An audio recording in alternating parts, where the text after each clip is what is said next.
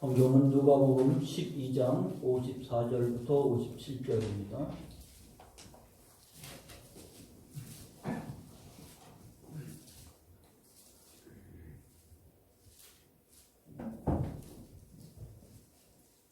끄라고.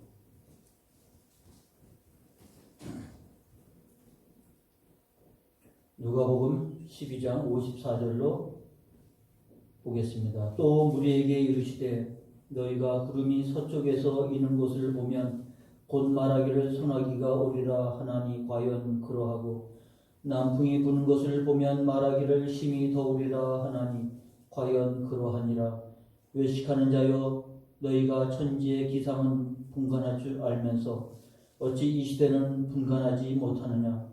또 어찌하여 옳은 것을 스스로 판단하지 아니하느냐. 아멘. 지난주와 같은 본문입니다. 코로나 바이러스와 그리스도, 이런 제목으로 두 번째 말씀을 나누려고 합니다. 오늘 아침 검색을 해보니까 전 세계 코로나 바이러스 확진자가 329만 명이 확진자가 됐고요.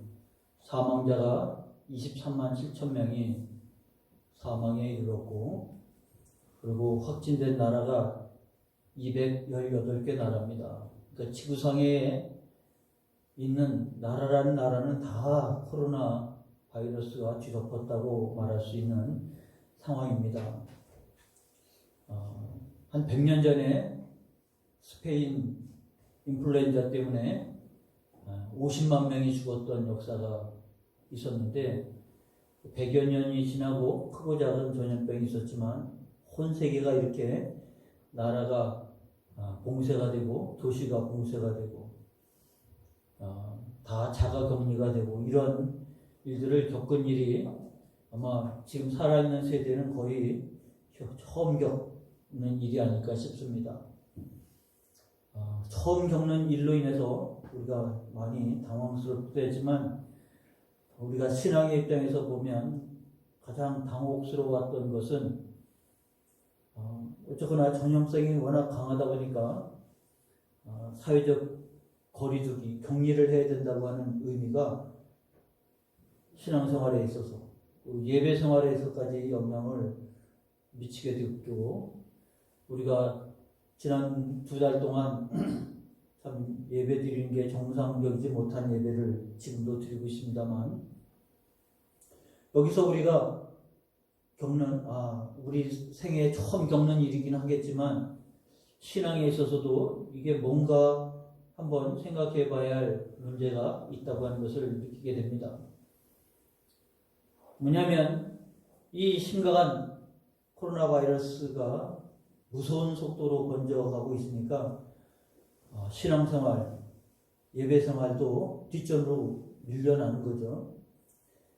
충분히 이해가 되는 부분이잖아요. 이거 워낙 사태가 이게 전염성이 강한 거기 때문에 전염이 안 되려면 집단으로 모이는 일들이 문제가 된다고 하는 것을 충분히 공감을 합니다. 그러면서도 왠지 느낌이 이 전 세계에 걸쳐서 번진 코로나 바이러스의 문제로 인해서 하나님은 잠시 뒷전에 좀 물러앉으시고 좀 한가할 때 좀 나오시고, 지금 사태가 힘들고 복잡하고 어려우니까 지금 슬그머니 좀 가려져 있는, 뒷전으로 물러나 있는, 나라가 그렇게 요구할 수 있고 사회가 그렇게 요구할 수 있고 우리도 충분히 공감을 하면서도 이게 과연 그런가 싶은 생각이 떠밀려가면서 드는 겁니다. 왜냐하면 모든 문제에 하나님은 뒷전에 물러나야 될 것이 아니라 전면에 나서야 되는데, 그런 심각한 문제일수록 하나님은 앞서 나서야 되는데, 드러나야 되는데, 사태가 이러니까 하나님은 뒷전으로 밀려나야 되는, 말씀은 뒷전으로 밀려나야 되는, 좀 여유가 있고 한가할 때 하는 소리지, 이 심각한 사태에서 지금 그런 거를 논할 상황이 아니라고 생각하는 분위기가 또 교회 안에서도 떠밀리면서 그런 성향이 없지 않아 있습니다. 과연 그런가? 우리 하나님은 이와 같은 위기에 뒷전에 물러나 있어야 되는가? 우리가 이와 같은 일들은 근본적인, 기본적인 생각을 해봐야 되지 않겠습니까? 왜냐하면 한 번도 이런 생각을 해본 적이 없어요. 그런데 전 세계적인 문제고, 지금 우리나라는 잦아들고 있지만, 또 나라별로 보면 이제 막 몇천 명씩 이렇게 늘어나는 국가도 있고, 미국은 아직도 3만 명, 하루에 3만 명씩 확진자가 나타나고 있습니다. 그러니까 안심할 수 있는 상황은 아닌데, 이와 같은 일들을 우리가 신앙의 입장에서 바라보면서 그런 생각을 드는 거예요. 과연 하나님은 이 일에 뒷전에 나와 앉아있어 좀 잠잠하고 여유가 있을 때 다시 등장해야 되는가? 그런 질문을 우리가 하게 되는 겁니다. 오늘 본문에서 그래 너희는 천지의 기상은 분간할 줄 알면서 이 시대는 분간하지 못하느냐? 또 어찌하여 옳은 것을 스스로 판단하지 아니하느냐? 우리가 분간하지 않고 판단하지 아니하고 떠밀려가는 상황이 되어버리면 하나님은 뒷전에 물러날 수밖에 없는 상황인데, 이 시간에 그리고 지난주에서 이번 주에도 이 분간하는 일들을, 판단하는 일, 스스로 판단하는 일들을 과연 하나님은 뒷전에 물러나 있어야 됩니다. 하나님은 코로나 바이러스를 통해 무엇을 하고 계신가? 하나님은 전면에 나서서 통치하시고 다스리시는 하나님이라고 하면 이 문제를 하나님께서 관여하고 계신 것 아니겠습니까? 하나님께서 이 문제를 주관하고 있는 것 아니겠습니까? 그러면 하나님께서 이 문제에 관여하시고 주관하시고 통치하실 때 그러면 뜻하신 게 있다는 사실을 우리가 알게 되는 것이죠. 그거를 분별해내는 겁니다. 그걸 분간해내는 겁니다. 그걸 판단해내는 겁니다. 하나님은 우리에게 이 사태를 통해서 계시를 해주고 있거든요. 지난 주에 우리가 6가지 중에서 3가지를 살폈습니다. 잠깐 복습을 좀 해야 되는 게 6가지를 다 한꺼번에 이해하기가 어렵고요. 이런 부분들은 우리가 다 알고 있는 부분이긴 하지만 정리하는 의미에서 오늘 그리고 어제 지난주와 오늘 이렇게 말씀을 함께 나누는 시간을 갖습니다. 첫 번째는 끔찍한 도덕적 현실을 그림처럼 보여준다. 말이 어려운데 쉽게 말하면 우리 안에 있는 죄성을 드러내주는 거예요. 여러분, 우리 안에 의사들은 그렇게 말합니다. 우리 안에 수많은 암세포가 생겼다가 수많은 암세포가 죽는다는 거죠. 그래서 우리 몸에 면역력이 있고 건강하면 암세포를 이기게 되는데, 우리 순간에 이기지 못하면 우리 안에 암세포가 만들어져서 자라는 거죠. 근데 문제는 암세포가 자라서 우리를 쓰러뜨리고 넘어질 때까지 나는 모르고 있다는 겁니다. 모르고 있는 거죠.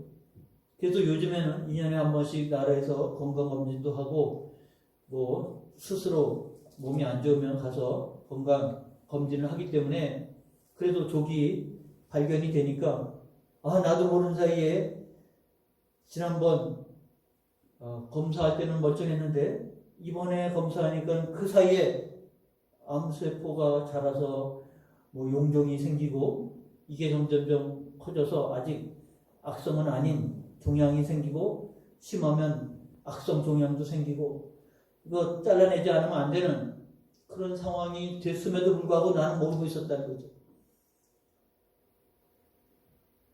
내 안에서 암이 그렇게 자라고 있다는 것을 나는 모르고 지금도 나는 알 수가 없죠. 무슨 일이 내 안에서 벌어진지 내가 알지 못합니다. 그런데 그런 사람들의 그런 모습을 바라보면서 혹시 내 안에도 가능성이 충분히 있잖아요. 그것은 그분의 암 그리고 그분의 수술은 오늘 나에게 있어서 하나의 그림이 되는 겁니다. 우리도 방법은 조기 진단밖에 없다고 그러잖아요. 자꾸 진단을 해보고 그리고 항암, 항산화 뭐 그런 음식을 우리가 섭취를 해야 되고, 건강, 면역력을 키우는 건강식을 해야 되고, 그래서 우리도 모르는 사이에 우리 안에 있는 그 같은 질병으로부터 끊임없는 싸움을 싸워서 이겨야 내가 병에 걸리지 않냐고 유지해 가는 것 아닙니까? 어느 날 갑자기 찾아와서 나를 무너뜨리고 쓰러뜨려 버릴 때 그때는 이미 늦었다는 것이죠. 이 재난을 통해서 하나님께서 우리에게 하신 것은 바로 우리 안에 자라는 이것들이 보이지 않지만, 그리고 감각이 없어서 아프지도 않지만 이게 얼마나 심각한 문제라는 것을 알아야 되는 거죠. 그것은 우리가 하나님 앞에 어떻게 신앙생활을 하는지, 하나님을 어떻게 대적하는지, 어떻게 하나님의 말씀을 무시하고 살아가는지 감각이 없어요. 그런데 이런 재난을 통해서 그것을 감각을 찾는 겁니다. 조기 진단을 하는 거예요. 첫 번째 말은 그 얘기를 하고 있는 겁니다. 그거를 더 많은 내용을 담고 있기 때문에 이런 표현을 한 거예요. 끔찍한 도덕적 현실, 내 죄로 인해서 어떤 결과가 나올지를 내가 모르고 있는 거예요. 내 속에 있는 하나님에 대한 거부, 거적, 거역, 불순종 이런 것들이 그냥 아무렇지도 않게 살고 있는데 이게 어느 순간 자라서 돌이킬 수 없는 문제가 되어지는 것을 바로 이 재난을 통해서 우리에게 보여주십니다. 두 번째는 특정한 사람들에게 하나님 심판 내리실 때 이와 같은 재난을 사용하시는데 코로나19도 그 중에 하나일 거라. 그래서 우리가 초창기에 우한에 대한 이야기를 했고 신천지에 대한 얘기를 내가 했습니다. 중국 우한에서 시작한, 그래서 우한 코로나라고 했다가 중국에서 반발하는 바람에 공식 명칭을 코로나19로, 코로나19는 2019년도에 발생한 코로나라는 뜻입니다.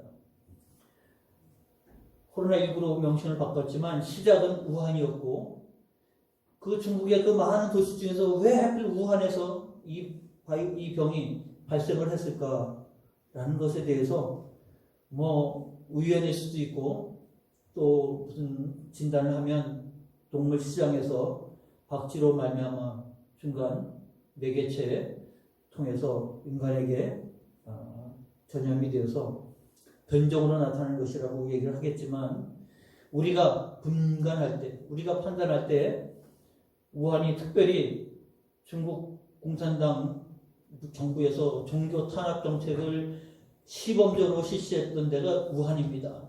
그래서 우리가 영상으로 보듯 교회를 폭발시키고 십자가를 크레인으로 끌어내리고 하는 영상이 지금도 얼마나 찾아볼 수가 있어요.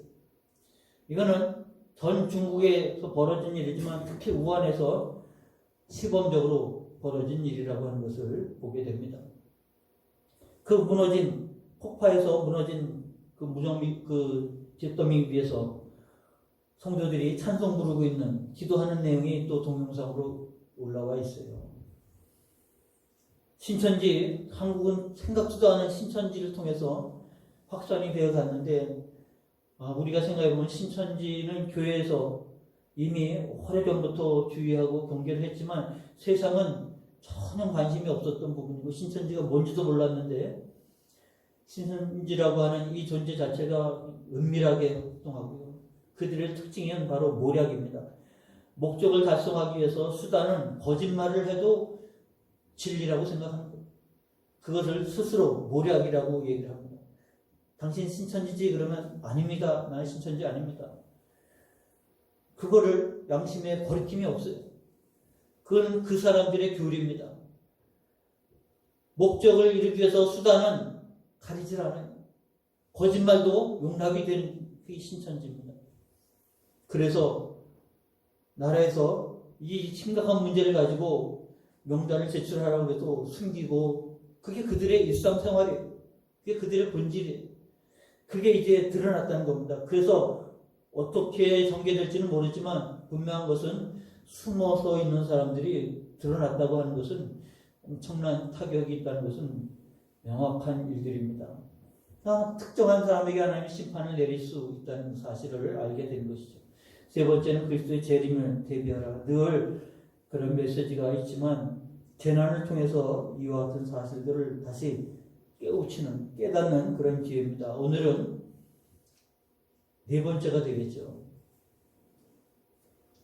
그리스도의 무한한 가치에 비추어 삶을 재정렬하라는 신호다. 이것도 말이 어렵죠. 쉽게 말하면 회개하라는 말인데, 회개하라는 말에 담기에는 내용이 너무 큰 거예요. 오늘 읽은 본문 말씀 바로 그 다음이 13장이지 않습니까? 13장에 사람들이 예수님에게 와서 질문을 한 게 바로 오늘 지금 여기에 써 있는 거예요. 그때 마침 두어 사람이 와서 빌라도가 어떤 갈릴리 사람들의 피를 그들의 제물에 섞은 일로 예수께 아뢰니 대답하여 이르시되 너희는 이 갈릴리 사람들이 이같이 해 받음으로 다른 모든 갈릴리 사람보다 죄가 더 있는 줄로 아느냐? 너희에게 이르노니 아니라 너희도 만일 회개하지 아니하면 이와 같이 망하리라. 지금 사람들이 예수님에게 와서 질문하는 겁니다. 갈릴리 사람들이 절기에 예루살렘 성전에 와서 제물을 드렸는데 빌라도가 그 사람을 그 예배드리는 현장에서 죽인 거예요. 사람의 피를 그 제물에 섞었다는 얘기는 예배드리고 있는 그 현장에서 빌라도가 사람들을 죽였어요. 무슨 이유로는지는 알 수가 없어요. 그런 문헌이 없기 때문에. 근데 그 소식을 듣고 뉴스가 없었으니까 사람들을 통해서 예수님에게까지 이야기가 들어왔어요. 사람들이 이 일을 예수님께 물었어요. 이게 무슨 일일까요? 저 사람들이 무슨 죄를 저질렀길래 하나님 앞에 제물을 드리다가 거기서 칼 맞아 죽었을까요? 이게 당시 사람들의 관심사였어요. 예수님에게 묻는 겁니다. 저 사람들은 쉽게 말하면 무슨 죄가 있어서 예배드리다가 저렇게 죽었을까요? 그게 이 사람들의 관심사였어요. 예수님이 그들의 마음을 아시고 너희는 그 사람들의 지금 얘기를 하는 것이 아니라 질문하는 사람들에게 너희는 이 갈릴리 사람들이 이같이 해받음으로 다른 모든 갈릴리 사람보다 죄가 더 있는 줄 아느냐? 너희에게 이르노니 아니라. 너희가 생각할 때 저 사람들은 무슨 특별한 죄가 있어서 저렇게 죽었나 보다 그렇게 해석을 하겠지만 아니라. 너희도 만일 회개하지 아니하면 이와 같이 망하리라. 저들의 특별한 죄 때문이 아니라 이와 같은 것들은 오늘 우리들에게 살아있는 너희에게 질문하고 있는 너희들에게 하나님께서 말씀하시는 거예요. 만일 회개하지 아니하면 너희도 이와 같이 망하리라. 이어지는 말씀이요. 또 실로암에서 망대가 무너져 치워 죽은 18사람이 예루살렘에 거한 다른 모든 사람보다 죄가 더 있는 줄 아느냐? 너희에게 이르노니 아니라. 너희도 만일 회개하지 아니하면 다 이와 같이 망하리라. 실로암은 예루살렘 안에 있는 샘물입니다. 그리고 거기에 망대를 세웠어요. 그러니까 이제 돌을 쌓아서 망대를 해놨는데 이 실로암 망대가 무너진 거예요. 부실공사였는지 하여튼 무슨 지진이 났는지 이 망대가 무너져갖고 그 안에 있는 사람은 그 밑에 있는 사람 18사람이 죽었어요. 이거는 사실이에요. 지난 주간에 이천 공장에서 38명인가 7명인가가 한순간에 어떻게 피해볼 틈도 없이 죽지 않았습니까? 그런 사건이 온 이스라엘 땅에 화제가 된 거예요. 사람들이 하필 그 많은 땅에 실로암 망대 안에 있든지 그 밑에 있다가 하필 또 그 시간에 거기 있다가 그렇게 죽은 18명은 저 사람들은 무슨 죄가 있을까? 하나님이 저 사람들에게 무슨 죄를 물어서 저렇게 죽었을까? 이게 당시 사람들의 생각이에요. 저 사람들이 죄가 너희들보다 더 있어서 그런 줄 아냐? 아니라 그 사람들의 문제는 죽은 사람의 문제는 하나님께서 속한 것이고 그들의 죄를 너희가 볼 것이 아니라 너희 죄를 보는 거예요. 너희도 만일 회개하지 아니하면 다 이와 같이 망하리라. 예수님께서 이 재난을 통해서 너희가 회개하지 아니하면 망하리라. 죽은 사람들의 문제가 아니고 살아있는 너희의 문제. 너희는 저 재난을 바라보고 저 사람들은 무슨 죄가 있어서 저렇게 죽었나 그렇게 생각할 게 아니라 나도 회개하지 않으면 저렇게 될 것이라고 하는 깨달음, 깨우침이 되어야 된다라는 것이 2번이나 회개하지 아니하면 이렇게 말씀하고 있지 않습니까? 여기서 회개라는 말을 우리가 더 정확하게 이해해야 돼요. 우리는 그냥 오늘 이 4번째 주제를 복잡하게 쓴 이유는 회개하라 간단하게 쓰지 않는 이유는 회개를 생각하면 여러분들은 잘못을 인정하고 잘못했습니다. 그렇게 말하라고 하는 뜻으로 해석하는데 회개가 그런 뜻이 아니거든요. 더 큰 폭넓은 뜻을 가지고 있습니다. 하나님께서 이 일들이 무엇인지에 대해서 물었을 때 회개하라고 했을 때 회개가 뭐냐? 신약 성경에서는 회개란 우리의 마음과 생각을 겉으로만이 아니라 속 깊은 데서부터 바꾼다고 하는 의미로 사용되는 게 회개입니다. 무슨 뜻인지 아시겠죠? 회개하라고 예수님께서 요구하셨을 때 너 죄 있지? 너 죄를 고백해야 돼. 너 죄를 회개해야 돼. 그렇게 말씀한 게 아니라 근본 속에서부터 마음과 생각이 완전히 바뀌어지지 않으면 안 된다는 뜻입니다. 예수님이 마태복음 22장, 마태복음 10장을 통해서 우리에게 주신 말씀을 보신다고 하면 공통점을 찾을 수가 있어요. 자, 한번 마태복음 22장 37절을 한번 같이 읽어보겠습니다. 내 마음을 다하고 시작. 내 마음을 다하고 목숨을 다하고 뜻을 다하여 주 너의 하나님을 사랑하라. 무슨 뜻인지 알겠죠? 마음을 다하고 목숨을 다하고 뜻을 다하여 주 너의 하나님을 사랑하라. 하나님을 사랑하는 것이 최우선이어야 된다는 말입니다. 그 다음에 마태복음 10장 37절입니다. 같이 읽습니다. 시작.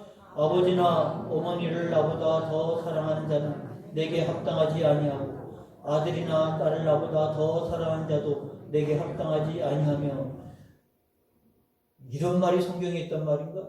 여러분이 그렇게 의아하게 생각해 볼 수가 있겠어요. 아버지, 어머니를 사랑하고 효도하고 아들과 딸을 사랑하는 것은 인지상정입니다만, 그러나 하나님을 사랑하는 것은 그 모든 것을 뛰어넘어야 되는 거예요. 그 모든 것들을 우선해야 되는 거예요. 그것은 아버지나 어머니를 사랑하지 않는다는 말도 아니고 아들이나 딸을 사랑하지 않는다는 말도 아니고 그 차원과 다른 더 온전한 하나님의 사랑이 있어야 됩니다. 회개란 바로 그런 마음을 갖는 거예요. 하나님을 사랑한다는 마음을 갖는 게 회개예요. 단지 내가 이런 잘못도 있고 저런 잘못도 생각나고 하는 그런 생각을 바꾸라는 게 아니에요.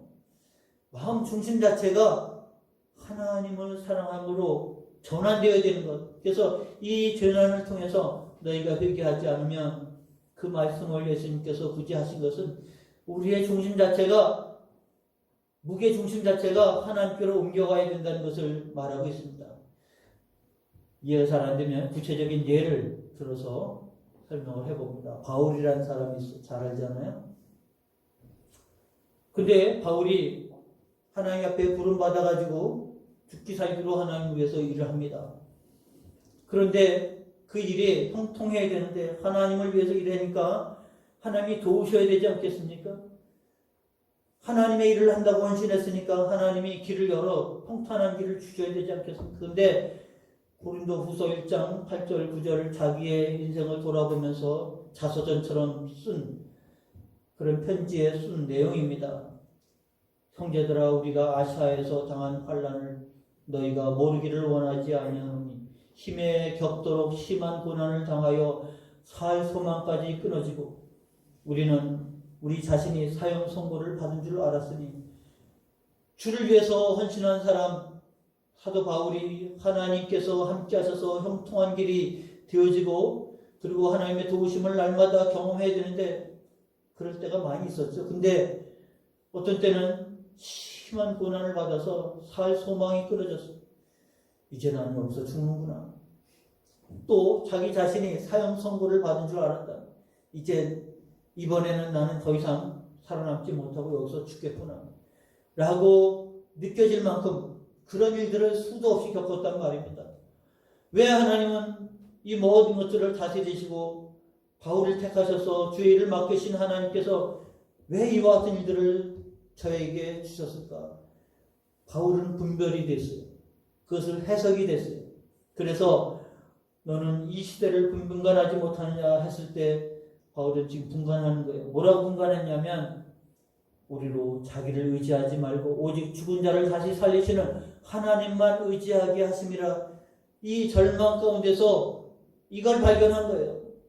원망, 하나님 어찌 그럴 수 있습니까? 내가 주를 위해서 충성했는데, 헌신했는데, 목숨 걸고 했는데 왜 이렇게 살 소망이 끊어지고 사형 선고를 받는 고통이 나에게 파도가 오듯 계속 다가옵니까? 원망한 것이 아니라 그건 분별을 못한 사람이에요. 분별한 사람은 깨달은 거예요. 아, 나를 의지하지 말고 하나님만 의지하게 하시는구나. 그 하나님만 의지하라고 하는 사실을 이 죽음 속에서, 죽을 것 같은 상황 속에서 발견한 거예요. 그래서 사형 선고를 받은 줄 알고 살 소망이 끊어졌지만 죽지 않았어요. 그가 뭐라고 말합니까? 사방에 우겨 쌓여도 나는 쌓이지 않냐. 거꾸로 찌림을 당할 것 같아도 거꾸로 찌림을 당하지 않냐고, 망할 것 같은데 망하지 않고, 죽을 것 같은데 죽지 않고 하나님만 의지함을 배운 거예요. 이게 회개한 자의 모습이에요. 오직 하나님께로만 돌아선 자의 모습이에요. 근데 여기에 조금이라도 내 중심이 있으면 불평이 나오는 거예요. 하나님께로 완전히 가지 못하고 하나님을 전적으로 사랑하지 못한 상태에서 나를 생각하고 나를 위하고 나를 사랑하는 마음이 있다고 하면 불평이 나옵니다. 이 상황이 되면 불평이 나와요.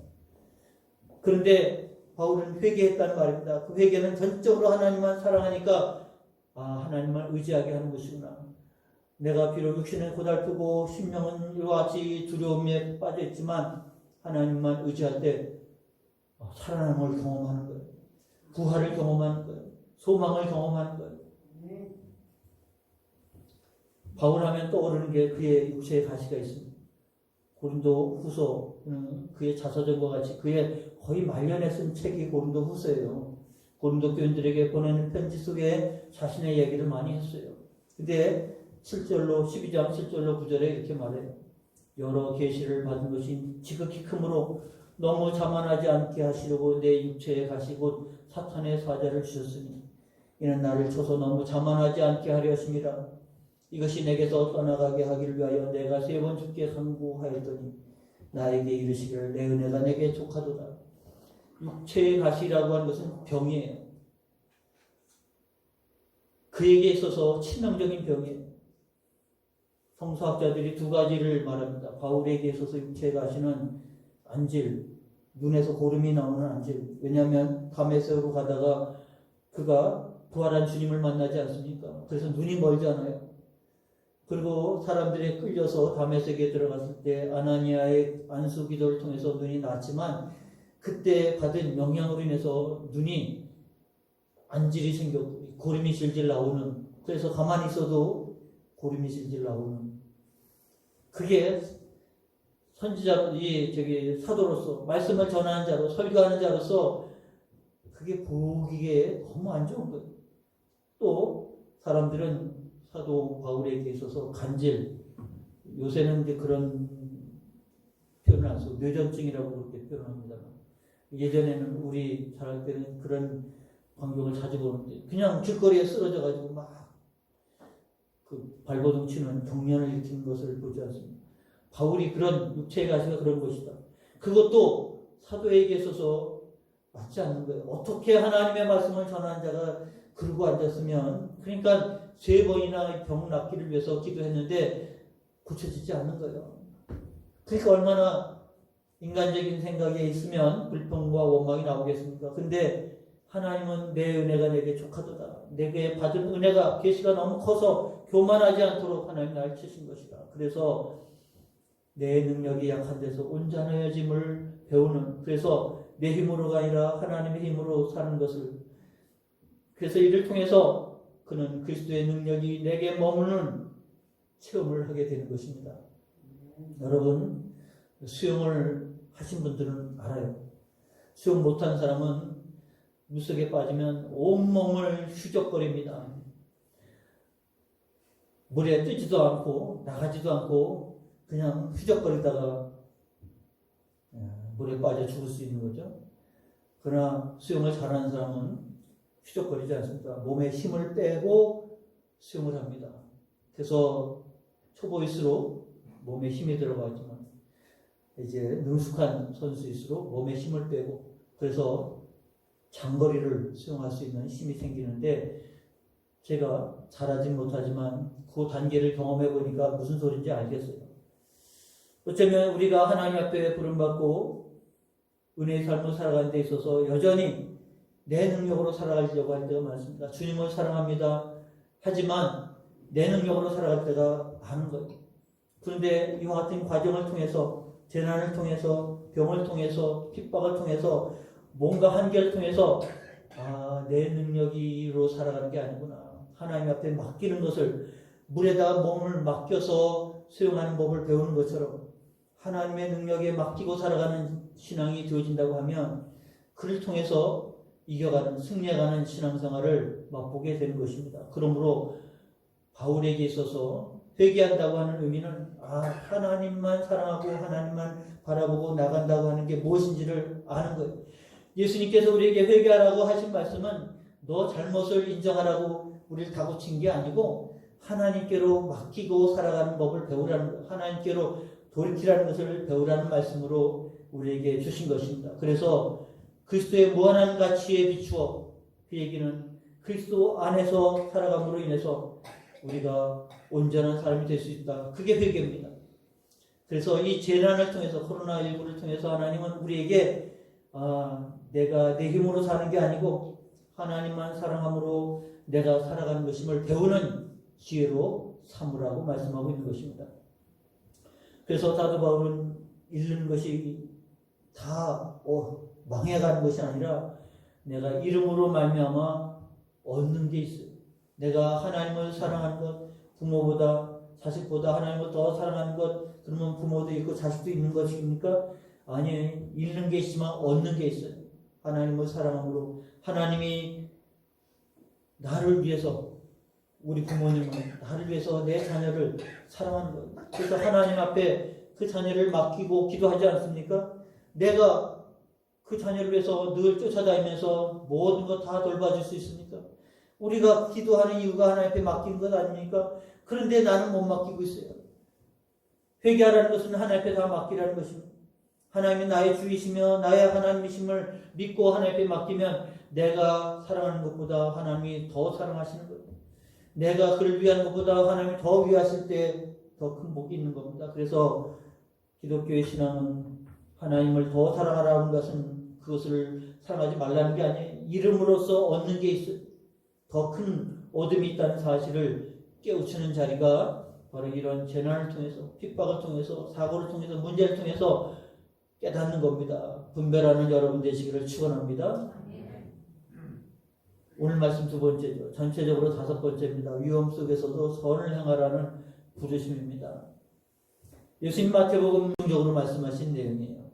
나로 말미암아 너희를 욕하고 박해하고 거짓으로 너희를 거슬러 모든 악한 말을 할 때에는 너희에게 복이 있나니 기뻐하고 즐거워하라. 하늘에서 너희 상이 큼이니라.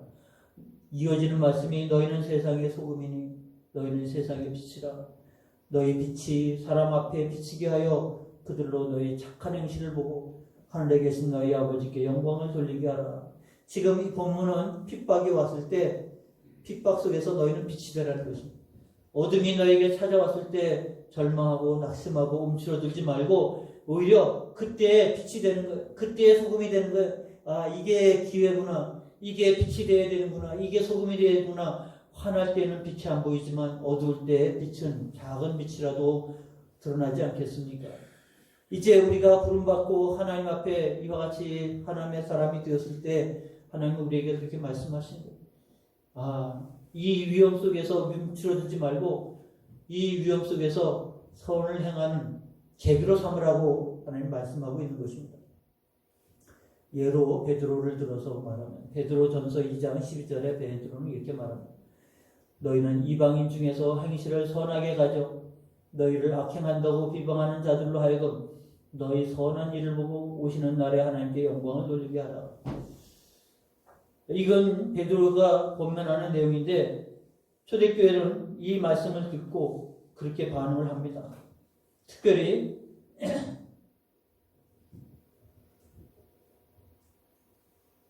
초기 교회 로드니 스타크라는 사람이 기독교의 승리라고 하는 책을 소개해 줬는데 그 당시에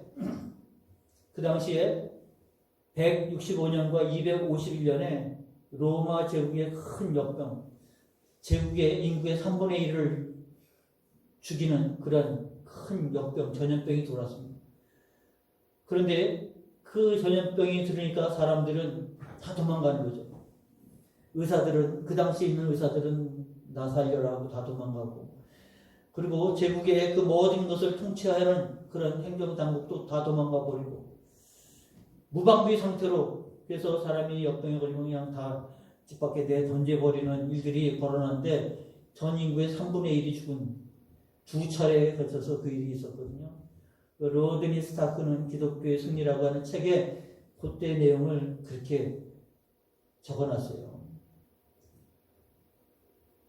모든 사람이 도망가는데 그 사람들을 돌보고 그리고 그 사람들을 장례를 치러주고 했던 사람들이 바로 기독교인들입니다.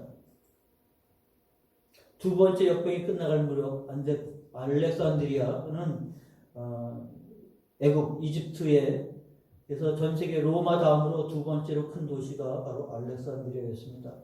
이 알렉산드리아 주교 디오니시우스는 자기 교회 신자들에게 크게 치하하는 내용으로 이런 편지를 보냈어요.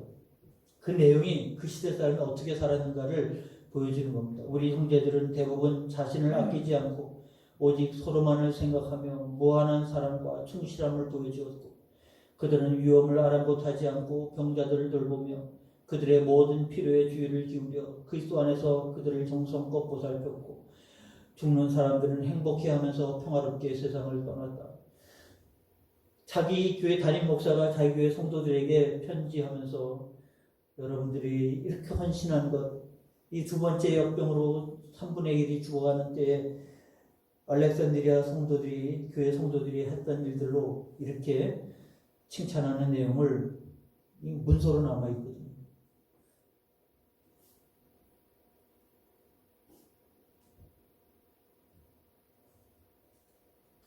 그리고 로마 황제였던 율리아누스가 AD 350년, 60년대에 왕으로, 황제로 통치하던 사람입니다. 그런데 그때 그가 기독교인들을 가리켜서 한 말이 있습니다.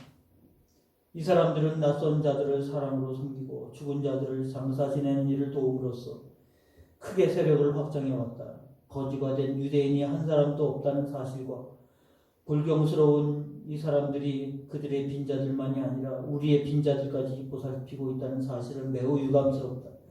우리는 우리에게 속한 사람들에게 도움을 베풀어야 하지만 그러지 못하는데, 이 사람들은 우리가 돌봐야, 로마 황제가 한 말입니다. 우리가 돌봐야 할 가난한 사람, 환자를 이 사람들이 돌볼 거예요. 자기는 개인적으로 아주 멸시하고 자기는 개인적으로 이 기독교인들을 박해하고 쓸어버리고 싶은데, 그 사람들이 하는 일은 우리를 부끄럽게 하고 우리를 무기력하게 만들었다고 하는 거예요. 자기들은 자기들끼리 돌봐서 유대인 중에서 거지는 빈자는 하나도 없고, 우리 가운데 있는 빈자들까지도 그들이 다 돌보고 있다고 하는 사실에 로마 황제가 절망을 느끼는, 어째 이럴 수가 있을까? 기독교의 승리를 보여주는 모습들을 초대교회에서 보게 됩니다. 이 말씀을 하는 것은 베드로가 한 말이 그냥 편지에서 한 말이 아니라 실제 이 말씀대로 그렇게 살았어요. 그들이 이 어려운 일 속에서 자기를 악행을 비방한다고 하는 자들 속에서 오히려 선한 일을 행하여 하나님께 영광을 돌리는 삶을 초대교회가 살았다고 하는 것입니다. 그렇기 때문에 그리스도 때문에 우리들은 죄에 대해서 죽고 의에 대해서 산 신앙의 삶을 살아야 된다고 하는 베드로의 본면에 실제 교회가 그렇게 살았어요. 사도 바울도 디도서에 그렇게 말합니다. 하나님께서 우리를 살리신 것은 선한 일을 열심히 하는 백성이 되게 하기 위해서라니까 우리가 일에 관심을 가져야 됩니다.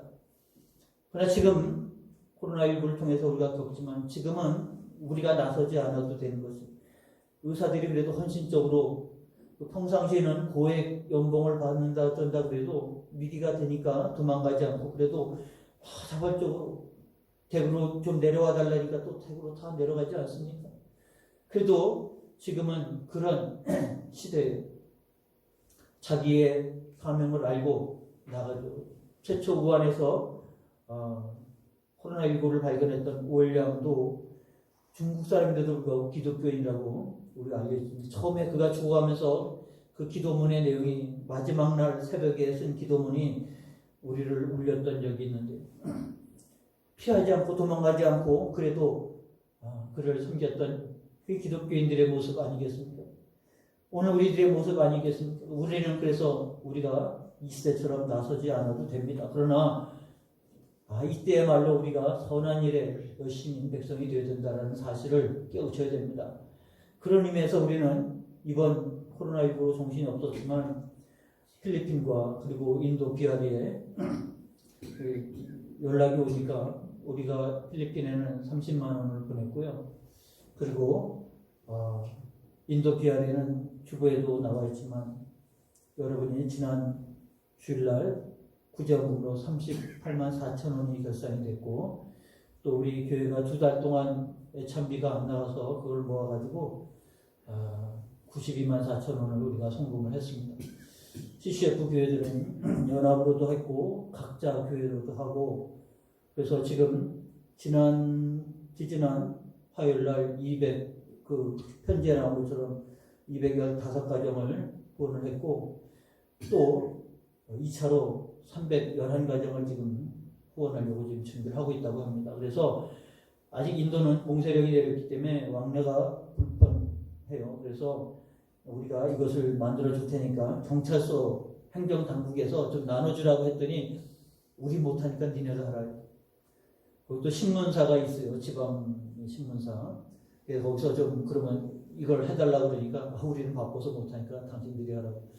결국 선교사들이 교회 목사님들과 함께 무사히 215가정 그 부호품 다 나눠줬고 두 번째 계속 앞으로 진행이 돼야 될 것 같은데 지금 311가정이 신청을 받아서 지금 하려고 계획 중에 있다고 합니다.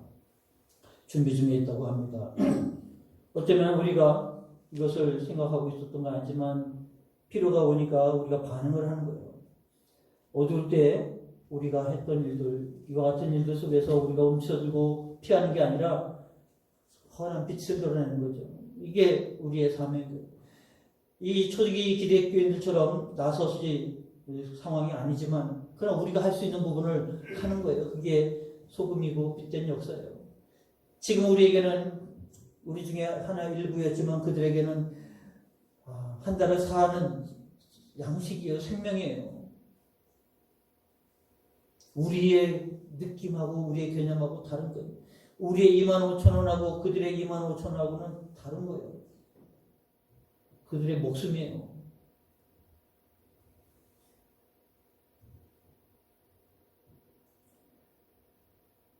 이 기회가 바로 우리에게 있어서 하나님의 선한 빛을 드러내는 기회.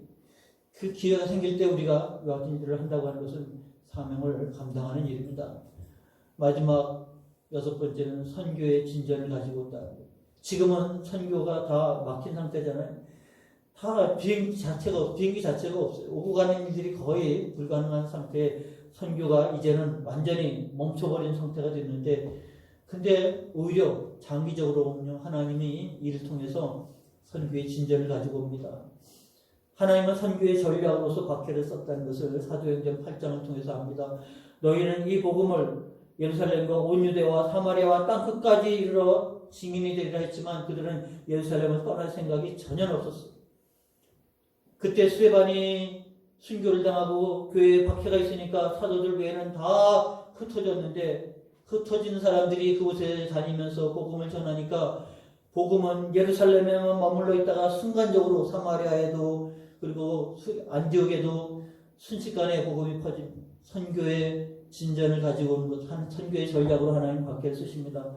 하나님이 코로나19를 다스리시고 전면에 있다고 하면 지금은 어렵지만 분명히 이것은 하나의 계기예요. 저희도 생각해 보니까 지금 인도에 우리가 선교지가 굉장히 좀 정체되고 있고 위기가 있어요. 왜냐하면 더 커지니까 계속 주시가 오고 간섭이 오고 핍박이 오고 그리고 계속 이 사람들이 요주의 인물로 지금 감시하는 체제가 됐는데 이 일을 계기로 해서 우리가 구제하고 하는 것들로 인해서 선교에 분명히 하나의 점프가 일어나는 비약이 일어나는 계기가 되지 않을까 싶습니다.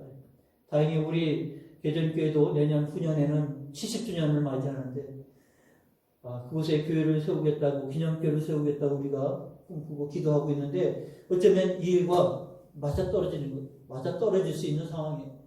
하나님께서 분명히 선교의 진전을 가지고 그러므로 코로나19를 통해서 위축당할 수 있지만 이 사실을 보면 이 위축당할 일이 아니라 이거는 영적으로 풍성해지고 충만해지고 새로운 길을 얻는 길이 되어진다는 사실을 분별할 수 있다고 하면 어찌 너희는 분별을 못하냐고 말씀하신 걸 따라서 분별할 수 있다고 하면 이거는 하나님이 섭리하시는 것 우리에게 있어서 유익이 될 수 있고 도약이 될 수도 있고 그리고 우리로 하여금 더 큰 재앙에 이르지 않도록 하나님만을 사랑하는 자리로 돌아설 수 있다고 하는 은혜의 자리로 만든다고 하면 이것이야말로 우리에게 있어서 2020년도, 19년도에 시작을 했지만 우리는 20년도에 맞닥뜨리는 코로나19 아닙니다.